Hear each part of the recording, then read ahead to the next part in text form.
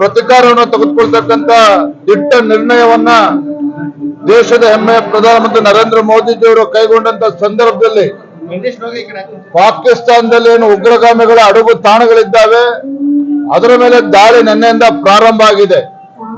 ಈ ಒಂದು ಹೋರಾಟದಲ್ಲಿ ನಮ್ಮ ಯೋಧರಿಗೆ ಯಶಸ್ಸು ಸಿಗಬೇಕು ಅಂತೇಳಿ ತಾಯಿಯಲ್ಲಿ ಪ್ರಾರ್ಥನೆಯನ್ನ ಸಲ್ಲಿಸಿ ನಮ್ಮ ಈ ಯಾತ್ರೆ ಪ್ರಾರಂಭ ಆಗಿದೆ.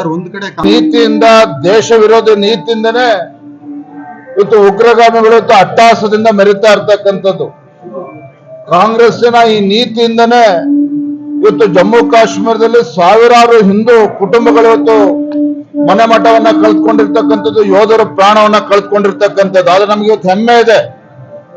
ಇವತ್ತು ದೇಶದ ಹೆಮ್ಮೆ ಪ್ರಧಾನಮಂತ್ರಿ ನರೇಂದ್ರ ಮೋದಿಜಿಯವರ ಒಂದು ದಿಟ್ಟ ನಾಯಕತ್ವ ಇವತ್ತು ನಮ್ಮ ದೇಶದ ಯೋಧರಿಗೂ ಕೂಡ ಒಂದು ದೊಡ್ಡ ಶಕ್ತಿಯನ್ನು ತಂದುಕೊಟ್ಟಿದೆ.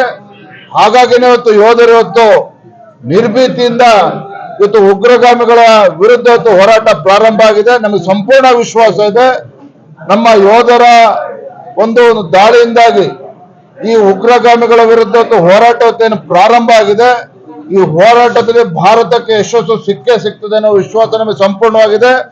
ಆದ್ರೆ ಕಾಂಗ್ರೆಸ್ಗೆ ಇವತ್ತು ಎಚ್ಚರಿಕೆಯನ್ನು ಕೊಡೋದಕ್ಕೆ ಇಚ್ಛೆ ಪಡ್ತೇನೆ.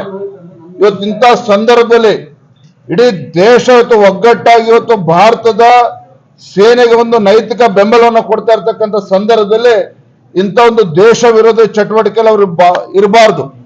ದೇಶದ ಪರವಾಗಿ ಗಟ್ಟಿಯಾಗಿ ನಿಲ್ಲಬೇಕು ಅಂತೇಳಿ ಈ ಸಂದರ್ಭದಲ್ಲಿ ನಾನು ಆಗ್ರಹ ಮಾಡ್ತೇನೆ. ಮತ್ತು ಈ ರೀತಿ ನಿಲುವುಗಳನ್ನೇನು ತೆಗೆದುಕೊಂಡಿದೆ ರಾಜ್ಯ ಕಾಂಗ್ರೆಸ್ ಇವತ್ತು ಶಾಂತಿಯನ್ನು ಸ್ಥಾಪನೆ ಮಾಡಬೇಕು ಅಂತೇಳಿ ಅದನ್ನ ಬದಿಗಿಟ್ಟು ಯೋಧರಿಗೆ ಧೈರ್ಯ ತುಂಬತಕ್ಕಂಥ ಕೆಲಸ ಮಾಡಬೇಕು ಅಂತೇಳಿ